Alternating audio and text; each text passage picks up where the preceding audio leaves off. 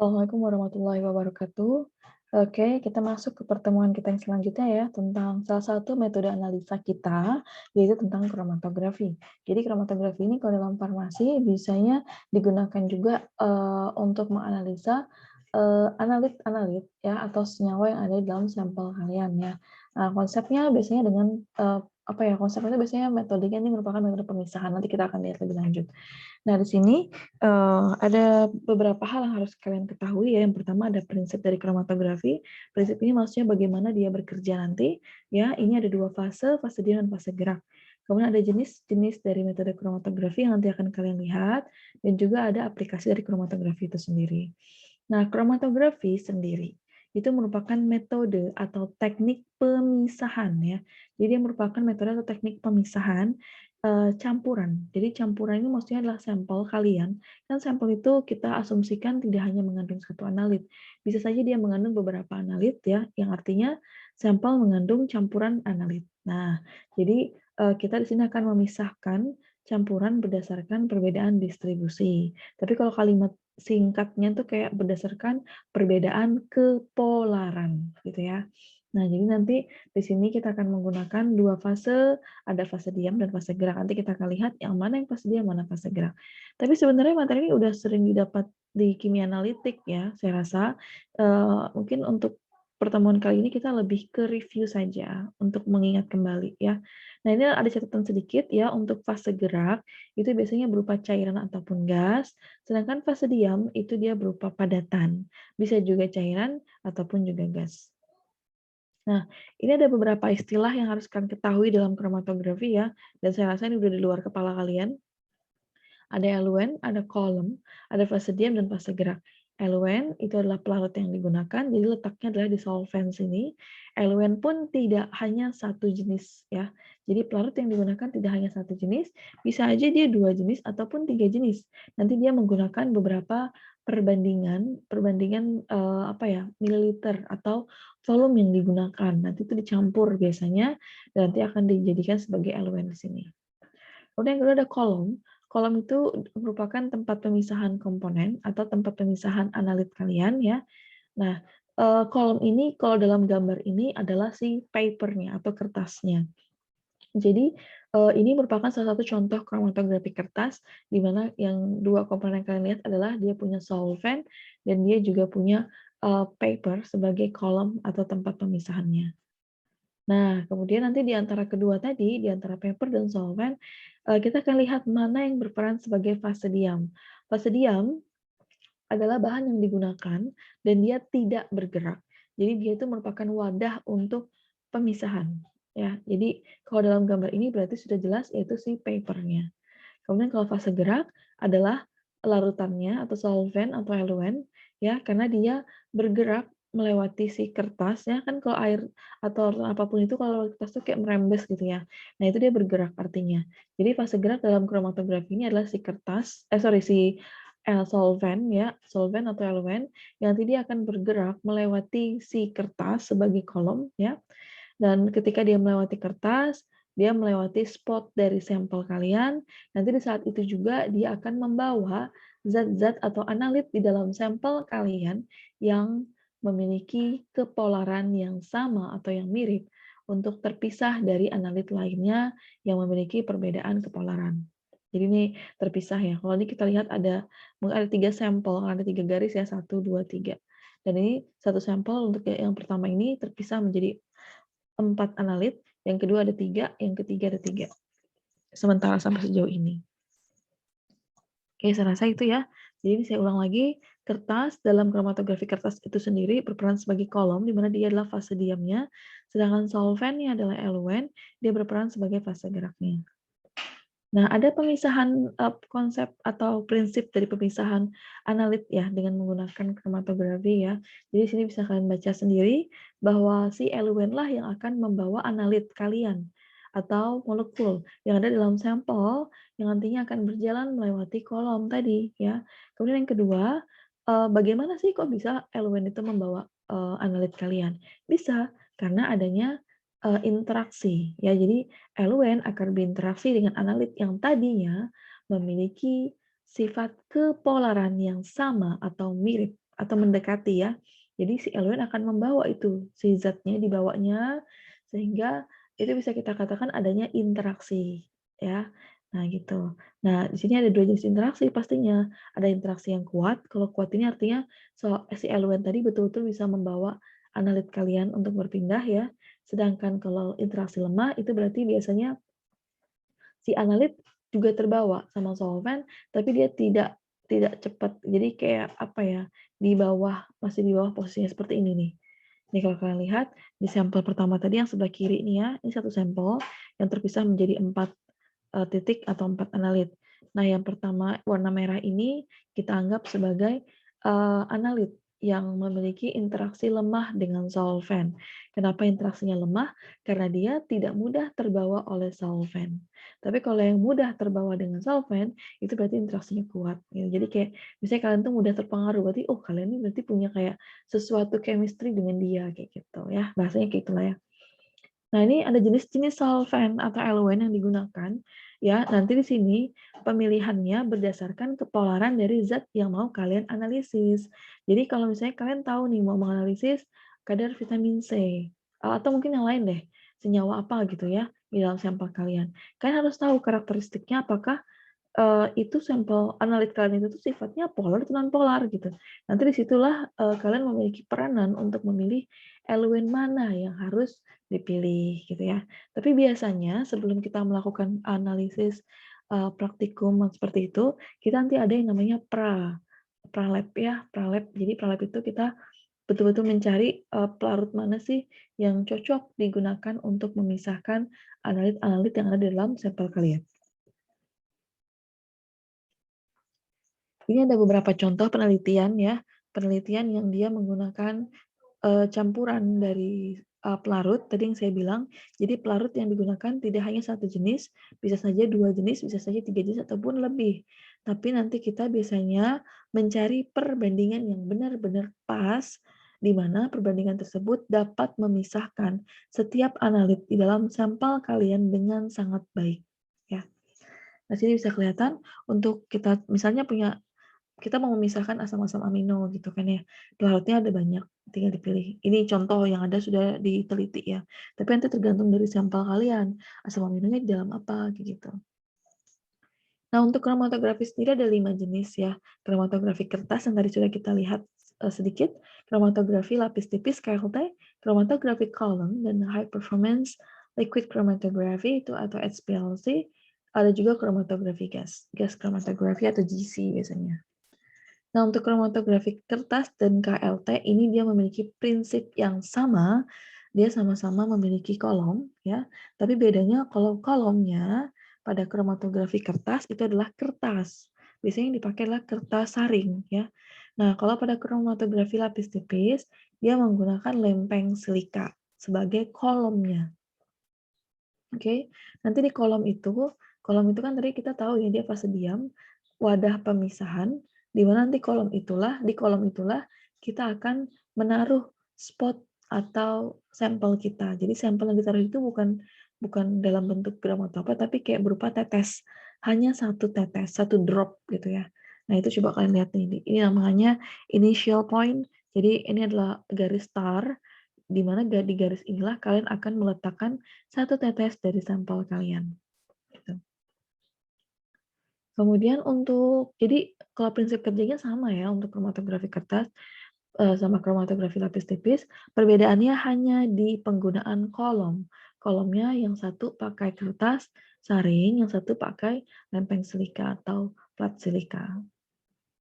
Nah, ini contoh, ini adalah lempeng atau mungkin kertas yang kalian gunakan ya sebagai kolom dalam pemisahan ini. Kemudian kalian sudah menaruh satu spot sampel di sini. Kemudian langkah kedua adalah kalian meletakkan lempeng silika atau kertas saringnya ke dalam wadah yang sudah kalian kasih eluennya. Nah, eluen itu tidak boleh banyak. Eluen itu harus maksimal sejajar dengan garis ini tadi. Ya, kenapa? Kalau tadi eluennya lebih tinggi dari sampel, sampelnya bisa aja terlarut ke dalam eluen gitu. Jadi bukan bukan justru terpisah di kertas atau di lempeng silika, tapi malah terlarut di dalam larutan kalian ini eluen. Jadi nggak bakal terjadi pemisahan. Mungkin malah hilang spotnya. Nah, Selama proses terjadi, solvent atau eluen itu akan menyerap ke dalam si kolom kalian ya, entah itu lempeng silika atau kertas saring tadi, dia akan menyerap. Nah, dia akan menyerap dan dia akan merembes. Kalau bahasa kita tuh merembes, bergerak menuju ke yang lebih kering. Nah, pergerakan dia itu tadi yang akan membawa analit-analit yang ada di dalam sampel kalian, seperti gambar ketiga ini.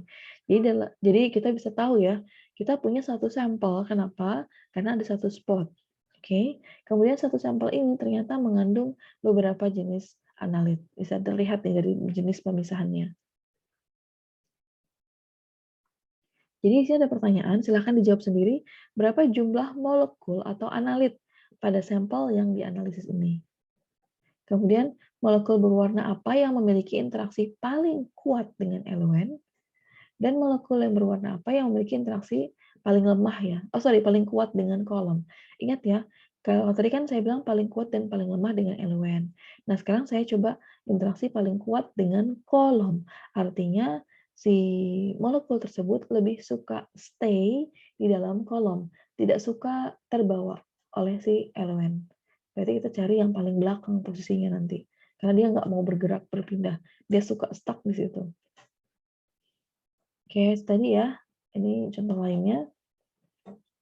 Nah, yang tadi ini kalau misalnya dalam penggunaan plat atau kertas saring juga bisa tidak hanya satu jenis pot, tidak hanya satu sampel, tapi bisa banyak sampel. Nih kayak gini ada 1, 2, 3, 4, 5, 6, 7, 8 sampel. Langsung dia taruh di sini, di platnya ini atau di kolomnya. Kemudian setelah selesai kita lihat ada beberapa pemisahan yang terjadi di sini. Jadi boleh lebih dari satu sampel nggak apa-apa. Jadi kalau misalnya ada punya 5 sampel, running-nya langsung 5 titik nggak apa-apa. Tapi yang perlu diperhatikan adalah posisi ketika meletakkan kolom. Jangan sampai nanti kalau kertas ya, terutama dia bisa peot kiri, peot kanan, nanti yang ada spotnya tubrukan. Spot yang hijau harusnya lurus, jadinya mereng ke kiri, tubrukan sama yang hitam. Atau mungkin yang malah mereng ke kanan, tubrukan sama yang biru, kayak gitu. Jadi harus diperhatikan. Nah, kalau ini kan betul-betul bagus, misalnya kan hanya lurus ke atasnya. Jadi ini aman. Ya.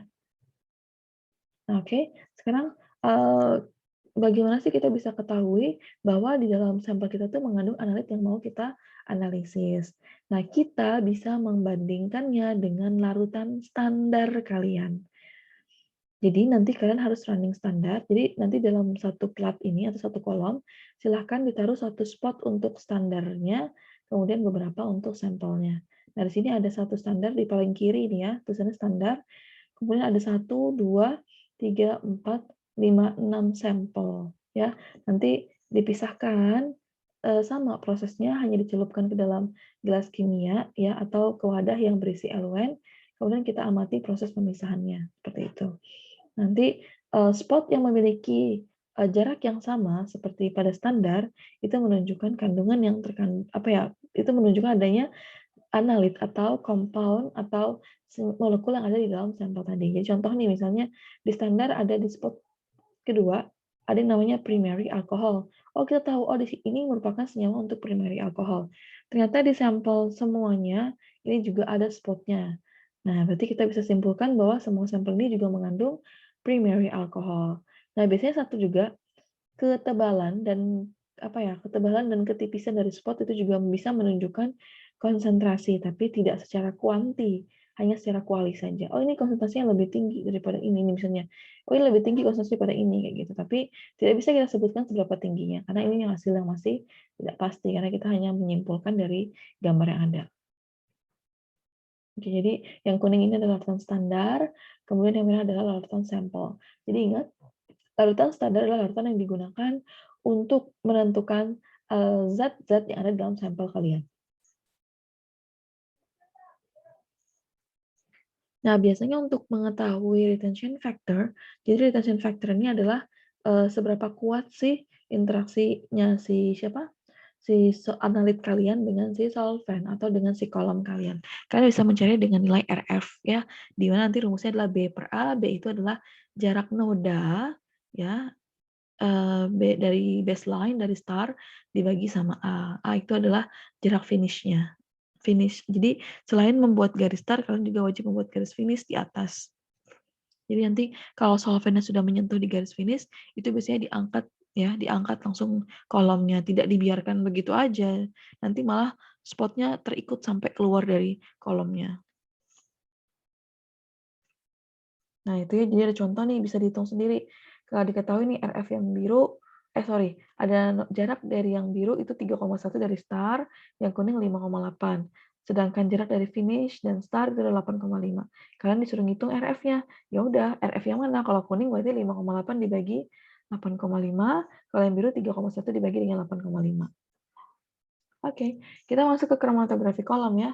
Mungkin ini agak lama, tapi saya harap bisa menyelesaikan dengan cepat. Kromatografi kolom disebut dengan kolom karena kita menggunakan bentuknya, wadahnya itu kayak kolom memang gitu. Nah, tapi di dalam penggunaan kromatografi kolom ini agak sedikit ribet karena kita harus menyesuaikan wadah kolomnya ini sendiri. Biasanya kolom ini diisi dengan semacam kapas ya. Kapas ini kayak media pemisahan dari si analit-analit yang nantinya akan kalian pisahkan di dalam sampel kalian. Jadi yang pertama biasanya dia disumbat dulu dengan baik ini dengan kapas, disusun dengan baik, kemudian nanti akan dimasukkan eluen yang digunakan. Eluen itu nanti dimasukkan dulu, kenapa? Nanti biar semua elemennya itu ada di seluruh permukaan dari kapas kapas ini sendiri. Jadi harus tersebar merata ya. Jadi nanti jangan sampai ada sampel yang terpisah terus tiba-tiba dia terserap ke kapas karena kapasnya masih kering kayak gitu. Padahal harusnya kapasnya sudah mengandung eluen. Jadi interaksinya hanya pada si elemennya saja ya. Nah, kemudian ketika sudah ready nih, udah dijamin udah netes nih, udah ada yang netes, artinya udah ada elemen yang keluar dan kalau kalian perhatikan semua kolomnya sudah merata ya dengan elemen yang tadi ditambahkan, maka yang kedua adalah kita bisa menambahkan sampel kalian. Sampelnya ditambahkan, nanti sampel akan turun sendiri melewati eluen, dan nanti akan terjadi proses pemisahan. Dari sini kalau kalian lihat, bisa mendapatkan sampai 6 botol pemisahan. Yang pertama ini agak kuning, yang kedua kuningnya agak kelihatan tapi masih pale, yang ketiga agak terang, ada hijau juga, ya ada hijau kekuningan hingga sampai kuning yang lumayan kuning gitu maksudnya. Jadi ini adalah bentuk contoh apa ya bentuk nyata dari metode kromatografi dengan konsep pemisahan tadi. Jadi yang pertama tadi kan kalau kromatografi kertas kita memisahkan spot atau spot yang merupakan analit. Nah yang ini kromatografi kolom kita memisahkan analit tapi dalam bentuk larutan. Oke. Nanti selanjutnya biasanya, diapain ini Bu? Kita kan nggak tahu ya ini apa-apa aja sampelnya ini apa-apa aja analitnya. Nah selanjutnya nanti akan dianalisa dengan metode lanjutannya, bisa pakai FTIR, atau bisa pakai NMR, atau pakai GCMS. Nanti silahkan dibaca lebih lanjut nih untuk metode-metode ini. Ini metode modern semua ya, karena menggunakan instrumen. Yang ini tadi maksudnya, yang modern, yang 3 di bawah ini. Oke, kita mulai masuk juga. Jadi selain ketiga metode tadi, kromatografi juga memiliki metode apa ya modern ya, namanya adalah HPLC ya. Kalau di dalam bahasa Indonesia kita bilangnya KCKT. Nah itu, jadi biasanya alat ini digunakan untuk sampel yang sifatnya non volatil atau yang tidak mudah menguap. Jadi kalau kalian punya sampel gas, sampelnya gas dan gasnya mudah menguap, sangat tidak direkomendasikan menggunakan HPLC ya. Nah, kemudian fase geraknya itu bisa berupa polar ataupun non-polar, tergantung dari kolom yang kalian gunakan.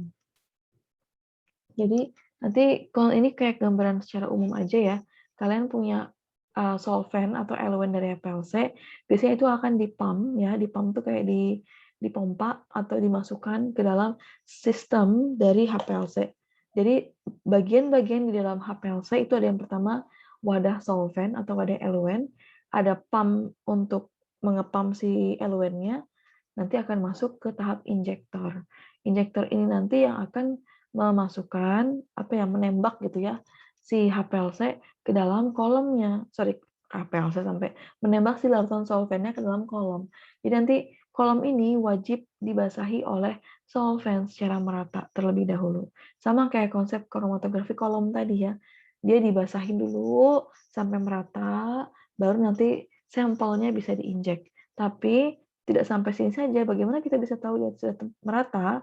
Ya nanti akan terbaca sampai ke layar. Jadi dia akan masuk ke detektor dulu. Sampai ke detektor nanti akan terbaca peak dari si solvent kalian atau elemen kalian. Nanti kalau sudah rata, kayak garis rata, berarti artinya sudah selesai gitu. pencucian dari si kolomnya atau apa ya, pemerataan solvent pada kolom kalian. Nanti solvent yang tadi sudah masuk ke situ akan dibuang ke wadah pembuangan, ya. Nah, ketika sudah merata solventnya melewati semua bagian ini, baru kita bisa injek sampel atau kita bisa masukkan sampel.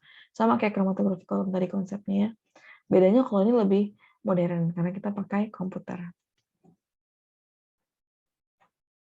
Oke, bisa dibaca sendiri karakteristiknya ya. Nah, hasil dari HPLC biasanya bentuk kromatogram. Jadi, karena namanya metode kromatografi, biasanya peak-nya adalah kromatogram. Nah, kromatogram ini yang kita dapat kalau sempurna, bentuknya akan seperti yang di layar ini. Cantik banget bentuknya ya. Tapi kalau bisa dia tidak sempurna, itu nanti ada yang kayak perut kiri, perut kanan. Nah, ada saya kasih gambarnya. Nah, di situ. Jadi, kalau dapat peak seperti ini sangat sempurna ya. Jadi ini ada kalau satu peak ini menunjukkan satu analit biasanya. Kalau misalnya dia ada tumbukan, beberapa analit itu biasanya kayak gini nih. Kayak nih yang mana ya? Mungkin kayak model histidine gini, ada semacam 3 peak ya. Ini kemungkinan masih bercampur dengan analit lainnya, masih tidak murni. Tapi kalau satu peak tajam, itu berarti menunjukkan satu analit di dalam sampel kalian ya. Dan itu biasanya apa ya, pemisahannya bagus gitu. Nah, di sini kita lihat untuk gambar kromatogram yang pertama, kita lihat ada 4 jenis analit yang terkandung dalam sampel ya. Ada acetaminophen, ada kafein, benzoic acid, dan salicylic acid. Gambar yang kedua ada 8, bisa dilihat sendiri. Oh iya, nanti di sini selain melihat peak, kalian juga bisa melihat waktu di bagian bawah. Waktu ini nanti akan menunjukkan yang namanya retention time, waktu untuk retain. Jadi seberapa lama sih si analit itu baru keluar dari kolom gitu. Jadi kalau yang pertama ini kayak masih di 1 ya, 1 atau 1,5 ini mungkin. Jadi analit yang pertama itu dia keluar pada ini min ya, menit berarti ya, pada menit ke sekitaran 1 ya. Jadi pada menit sekitaran 1 ini peak pertama ini adalah analit yang terbawa pertama oleh si solvent. Artinya ini memiliki interaksi yang kuat dengan solvent. Interaksi yang paling kuat dengan solvent. Yang kedua ini adalah analit yang kedua kalian, dia terbawa dan dia akan keluar pada menit sekitaran 2 lebih. Nah, jadi semakin lama atau semakin jauh nih letak peak-nya, kita lihat artinya kan semakin tinggi waktunya. Artinya itu menunjukkan bahwa analit tersebut merupakan analit yang paling bertahan atau paling apa ya, interaksinya paling lemah dengan si solvent, sehingga dia bisa keluar paling terakhir kayak gitu. Nah, ini maksudnya apa, Bu? Kok kayak double gini? Jadi di sini kita merunningkan si siapa standar, ya kita punya standar kita running, kemudian kita runningkan sampel kalian. Jadi ini kita membandingkan peak yang ada pada standar dan peak yang ada pada sampel. Kalau misalnya letaknya sejajar kayak aspartat ini ya, meskipun nggak sejajar banget tapi mirip, nah ini kita bisa bilang bahwa di dalam sampel itu mengandung aspartat. Jadi pertama kita apa namanya, injeksi standarnya dulu, nanti akan terbaca peak-nya, peak yang di bawah ini. Nanti setelah itu baru kita injek sampelnya, nanti yang terbaca yang peak yang di atas ini yang ini. Nah, jadi kalau dia aspartat ini kita lihat pada standar kan tinggi nih, pada sampel ternyata rendah. Nah, ini juga bisa dikatakan menunjukkan konsentrasi bahwa di standar itu konsentrasi yang aspartat lebih tinggi daripada di sampel, kayak gitu ya. Jadi semakin tinggi si bentuk peak-nya, maka dia juga semakin tinggi konsentrasinya, seperti itu biasanya. Nah, oke. Kemudian jangan lupa bentuk pemisahannya juga ya, bentuk peak-nya. Itu nanti saya nggak bahas di sini karena saya lupa menampilkan. Tapi intinya kalau nanti bentuk peak-nya itu sempurna, biasanya bagus ya bentuknya kayak gini tadi. Ini set, set, set. Nah, ini sempurna. Oh, sorry, ini nggak sempurna karena kiri dan kanan berbeda ya. Ini nggak sempurna. Kalau sempurna itu betul-betul kayak set, set. Apa saya nggak bisa gambar ya, tapi intinya contohnya kayak gini nih. Nah, ini sempurna nih. Karena dia sama, sisi kiri dan sisi kanan bentuknya sama, kayak simetris gitu ya. Oke ya, oke kita lanjut, tinggal sedikit lagi. Oke, kita lanjut dulu. Nah, ini juga sama ya, nanti bisa dilihat sendiri. Nah, yang terakhir ada kromatografi gas ya. Nah, ini biasanya digunakan untuk memisahkan sampel yang sifatnya volatil. Artinya sampel yang mudah menguap, kita bisa menggunakan kromatografi gas. Prinsipnya juga sama ya, tapi dia menggunakan fase geraknya berupa gas inert. Jadi dia menggunakan gas, tapi gasnya gas inert atau gas yang tidak mudah bereaksi atau tidak bereaksi dengan analit atau sampel kalian. Ya, fase diamnya juga sama berupa kolom yang merupakan silika. Oke, saya rasa itu ya. Ini gambarannya nanti bisa dilihat sendiri untuk fase gas ya konsepnya, sama intinya nanti fase geraknya atau eluennya itu nanti akan dilewatkan dulu ke dalam kolom sampai terbaca di detektor ya. Kalau sudah terbaca di detektor nanti biasanya dibuang di waste ini kayak gitu. Nah, nanti apa ya? Di dalam kolom ini nanti ada proses khusus untuk kromatografi gas itu ada yang namanya proses thermostatic oven. Jadi ada proses pemanasan yang nanti akan mempercepat gerakan fase gerak kalian, yaitu si gas tadi ya, akan mempercepat gerakan dia untuk membawa analit ke dalam sampai ke detektor situ. Oke, mungkin itu dari saya ya. Kurang lebihnya saya mohon maaf. Saya akhiri. Assalamualaikum warahmatullahi wabarakatuh.